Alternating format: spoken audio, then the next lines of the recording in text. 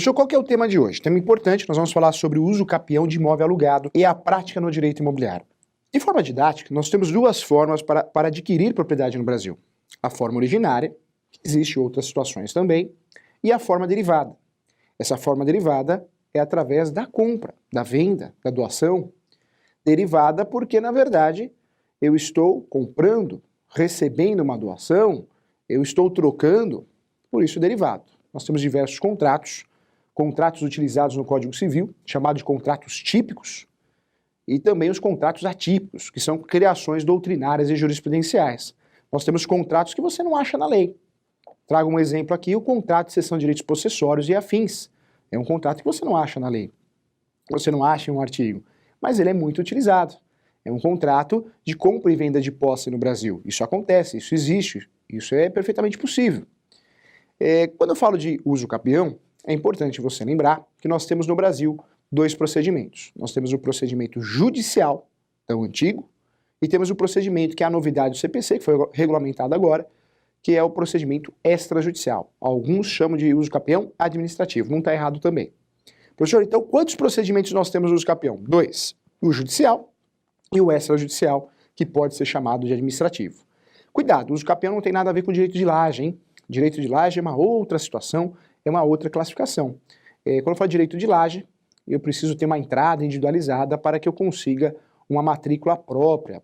Direito de laje parece que é só laje, mas pode ser o fundo da casa, pode ser o subsolo. Então, direito de laje existe um conceito diferente. O uso capião é uma das formas de eu transformar a posse em domínio. O que é domínio, professor? Registro. Você só é dono, presta atenção, hein? Você só é dono quando registra. Não tem jeito. Quando você tem o registro no cartório de imóveis, do imóvel no seu nome, legal. Você é dono, proprietário. Você possui o domínio. Quando eu não tenho o registro, a matrícula no meu nome, ou a transcrição de 73, fato é que dono eu não sou. Eu sou posseiro. Professor, e se eu tenho o imóvel no meu nome, mas não está sozinho, né?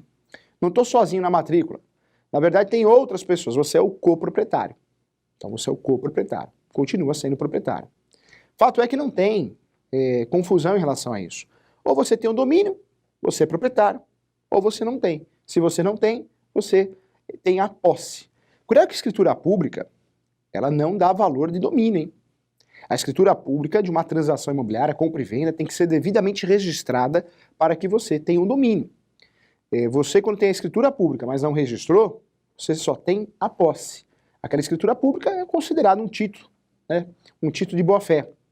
Pode ser utilizada para diversas ações, ações possessórias, para defender a posse, pode ser utilizada, inclusive, em ações também de direito de vizinhança, obrigação de fazer, é muito comum, mas dono você não é. Então, cuidado, hein?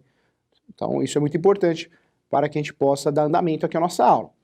Quando eu falo de uso capião, nós temos dois procedimentos, mas nós temos 36 espécies no direito brasileiro. Nós temos diversas espécies diferentes. Nós temos o uso capião documental, criação doutrinária, jurisprudencial. Temos o uso capião de regularização e retificação diária. Nós temos o uso capião paroquial, tem a ver com a igreja católica. Nós temos diversos usos capiões, são teóricos, objetos de concurso, como também o uso capião indígena, do índio, não é isso? Também o uso capião conhecido como de abandono de lar. Professor, como assim? A esposa abandona o marido abandona a esposa, pelo prazo de 2 anos. Esse abandonado, que ficou no imóvel, a última residência do casal, tem o direito de fazer uso capião, para que ele consiga passar a parte dela ou dele, que abandonou, aquela pessoa que foi embora, para a minha parte. Ou seja, eu tenho que ter 50%. Os 50% dela ou dele eu consigo passar para mim, desde que ocorra o abandono completo, financeiro, físico e intelectual. Olha que interessante, a área não pode ultrapassar 250 metros quadrados. Esse uso capião é um uso capião sanção, né? É um uso capião de direito de família. Sempre trago como exemplo esse uso capião porque realmente ele é interessante. Ele é um objeto de estudo e é constante o uso dele na prática, na advocacia. Vamos lá. 36 espécies. Professor, quantas espécies no Brasil você utiliza? Você que atua como especialista na área. De 36, no Brasil, nós utilizamos 5, hein? Quais são as espécies mais utilizadas no Brasil? Nós temos aí o uso capião extraordinário, o ordinário, nós temos o uso capião constitucional especial. Esse uso capião pode ter diversos nomes diferentes, né? Porque ele pode ser rural, pode ser urbano. Temos o uso capião coletivo para regularizar uma grande área, não é isso? Uma grande área, uma comunidade. Então, nós temos diversas espécies de uso capião utilizados na prática. Seja no procedimento judicial ou até mesmo no administrativo, né, que é o extrajudicial. Então, você já sabe que nós temos 2 procedimentos e temos 36 teses ou espécies de uso capião, algumas doutrinárias e jurisprudenciais, outras muitas previstas em lei, né, no Código Civil e também na Constituição Federal. Saiba que para fazer uso capião, eu preciso ter requisitos.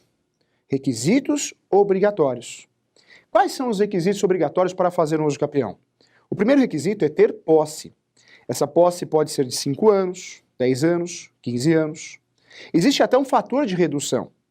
Em alguns casos, como o uso capião extraordinário ou ordinário, esse período exigido pode ser diminuído, ser reduzido em até 5 anos. O extraordinário de 15 pode ser 10. Pode ter um período de uma redução de 5 anos. O ordinário de 10 anos pode cair para 5. Então nós temos um fator de redução. Cuidado, hein? Nem todo uso capião tem isso, né? Na verdade nós temos isso nos procedimentos de uso capião comuns, né? Chamado comuns, que é ordinário e extraordinário. Porque tem os usos capiões especiais nós não temos esse fator de redução. Quando eu falo de uso capião, qualquer uso capião, veja, o primeiro requisito obrigatório é posse, ou ainda conhecido como lapso temporal. Se não tem posse, não dá para falar em uso capião, hein? Vamos lá. Cuidado que no Brasil existe uma aceitação da soma de posse, ou comprar a posse de alguém em algumas espécies de uso capião. Qual que é o segundo requisito? Que o primeiro eu já sei que é posse.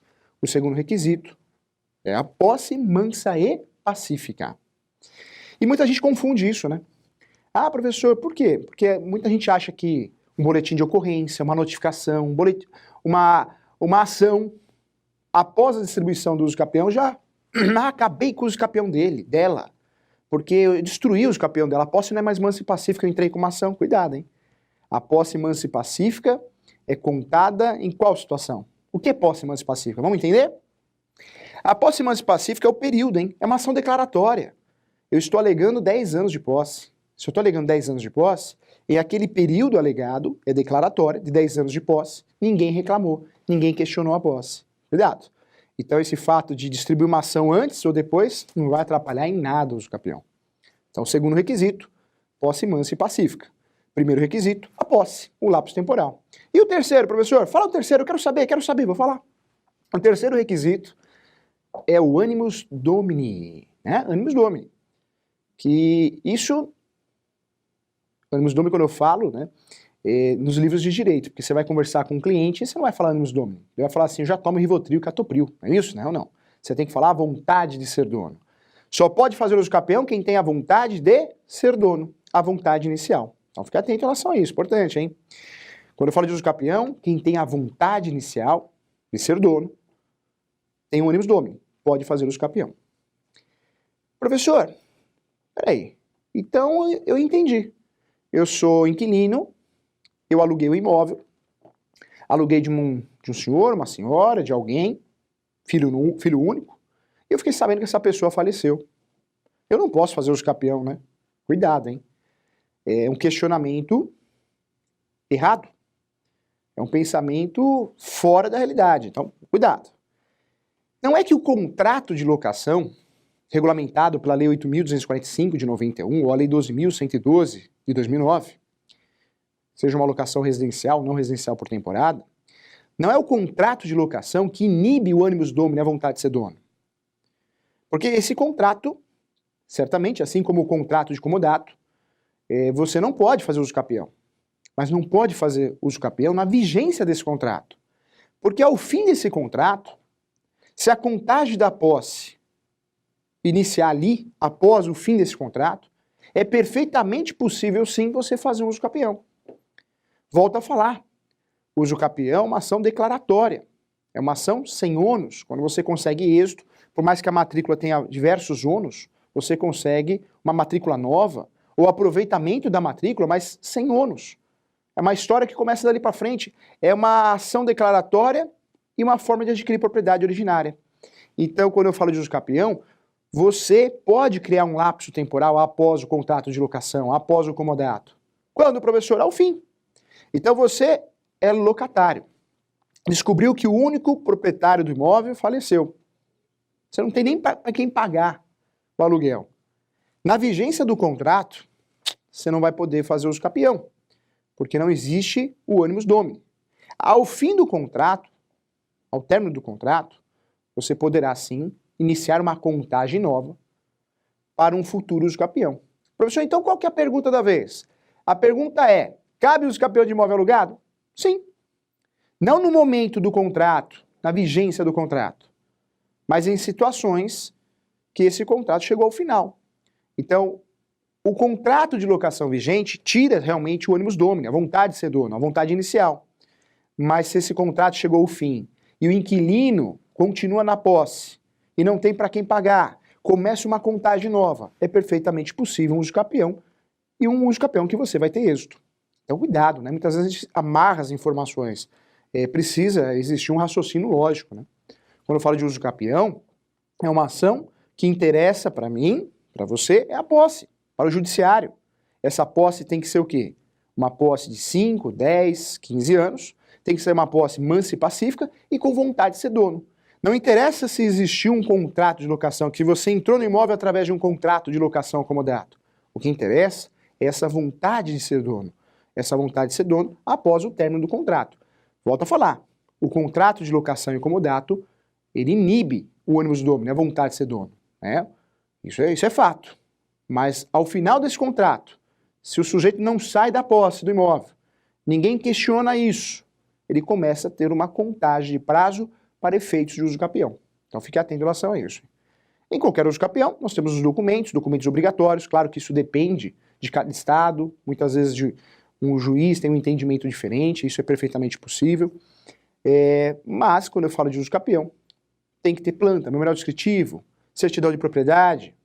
É importante que tenha testemunhas. É importante também pedir a citação dos confrontantes, a manifestação, sim, do Ministério Público, da União, do Estado, do município. É importante também solicitar, lá no pedido, solicitar que seja feita a emissão de um documento, né, um mandado judicial, para que seja aberta uma nova matrícula, ou ainda aproveitada a matrícula, mas uma devida averbação da sentença de uso capião. Posso aproveitar a matrícula também, depende de cada estado, do entendimento do oficial do cartório. Então, interessante, hein?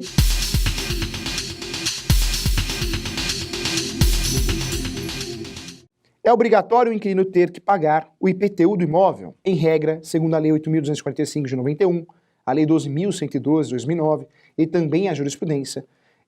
Para que o inquilino seja obrigado a pagar, precisa ser pactuado. Se não está no contrato, a obrigação é de quem? Do locador. O locador que tem a obrigação de pagar IPTU e condomínio, hein? Inclusive taxa de boleto.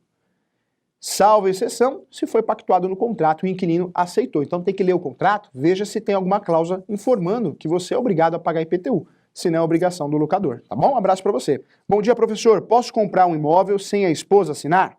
Sou casado com comunhão parcial de bens. Humberto, olha que interessante, comprar imóvel, a esposa não precisa nem ficar sabendo, nem a esposa nem o marido. O problema está onde? Na hora de vender, né? Então você compra, mas na hora de vender você não consegue, tá bom? Então dá sim, dá para comprar. Terra de uso capião, com 30 anos, o dono vendeu para a loteadora. Pode fazer loteamento? Pode, André. Existe sim uso capião que tem limite de metragem. Um exemplo que eu trago é o uso capião constitucional. O uso capião constitucional não pode ultrapassar de 250 metros quadrados se for urbano, rural 50 hectares, não é isso? E o extraordinário, tem limite de metragem? Não tem. Então você consegue fazer uso capião de uma área enorme, consegue fazer para depois fazer o loteamento legal. Ou ainda, né, tem gente que faz o loteamento, não do imóvel regular, e o próprio comprador regulariza através do uso capião, aproveitando a posse de quem vendeu. Tá? Então é perfeitamente possível, vai depender da análise do caso concreto e também da situação real, tá bom? Um abraço para você. Bom dia! Por que não é permitido o uso capião de terras da União? Legal, Márcio, sabe por quê? Porque existe até o entendimento jurisprudencial, existe fundamento para isso. Não pode ser feito uso capião de bem público. Então essa é a regra. Tem exceções, hein? O direito é dinâmico, então Não é porque está na lei é sempre aquilo, não. Nós temos diversas decisões de imóveis públicos que foram objetos de uso capião, mas precisa analisar o caso concreto. É claro que é uma ação de risco, é uma ação que é um entendimento minoritário, mas existe essa possibilidade hoje. Falando de lei, para concurso, não. A regra é não, mas na prática nós já temos decisões, mas em regra não pode. Um abraço para você, principalmente união complica mais, tá? Possua a posse, posso alugar esse imóvel? Pode. Quem tem a posse pode colher os frutos, então você pode alugar, não tem nada de legal, tá? Ah, você alugou para mim, mas nem dono você é, né? Você tem a posse. Então é perfeitamente possível, não dá para falar que não pode alugar porque o imóvel não está regular. Claro, se você aluga um imóvel, uma locação comercial, você vai ter dificuldade se você não tem um imóvel regular para alugar esse imóvel, porque a franquia, um exemplo da franquia, ela exige o quê? A averbação do contrato de locação, para proteger o direito de preferência. Mas se você aluga para uma empresa pequena, se você aluga um imóvel residencial, algo pequeno, fato que você consegue alugar e não tem problema nenhum nisso. Tá? Então, isso é a realidade. Um casal comprou um imóvel financiado, mas o credor vendeu a carteira a outro credor, cessão de crédito, né? Que nunca enviou cobranças. Isso há mais de 20 anos. Cabe uso capião?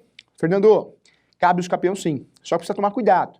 Nós temos algumas instituições, alguns contratos que proíbem, né? Algumas decisões que realmente não autorizam o uso capião quando existe um financiamento da própria pessoa. Mas se você é um terceiro que comprou o imóvel de alguém que tinha esse imóvel financiado, é perfeitamente possível o uso capião, mas tem que ser feita uma análise no caso concreto, porque aí nós temos diversas brechas, né? Diversos julgamentos diferentes. Então, é importante que nesse caso específico seja feita uma análise do caso concreto, tá bom? Em regra, não, se for o próprio consumidor que financiou, ele não consegue fazer uso capião. Se ele passou a posse para outro, o outro consegue, porque é uma posse de outra pessoa que não tem nada a ver com o objeto de financiamento. Porém, nós temos as exceções também. Legal, boa pergunta, um abraço para você, Fernando. Quanto ao contrato de locação, entendi que depois de prazo estipulado, começa a contagem para possível uso capião. Perfeito, Ângela, é isso mesmo. Tem muita gente, colega advogado, né? Não faça uso capião porque você era inquilino. Não é assim, tem que analisar com calma, com amor. Calma, sem estresse e ansiedade, não é isso? Olha, você entrou no imóvel como locatário, mas o contrato faz 10 anos que chegou ao fim, o que aconteceu? Sumiram os proprietários. É perfeitamente possível, é uma posse nova, tá? Então, claro que a locação e o comodato inibe o ânimos do homem, mas naquele momento de vigência. Posterior a isso, começa a contar uma posse nova, tá bom? Esse é o entendimento jurisprudencial pacificado, hein? Então, comodato é a mesma coisa, é a mesma regra. Qual que é a diferença do comodato, hein, para a locação? O comodato é um empréstimo gratuito. E a locação? Um empréstimo oneroso, para ficar didático e fácil, que é essa a nossa intenção, tá bom? Quero agradecer a todos, um abraço, não vai perder o programa da semana que vem, ao vivo também. Tchau!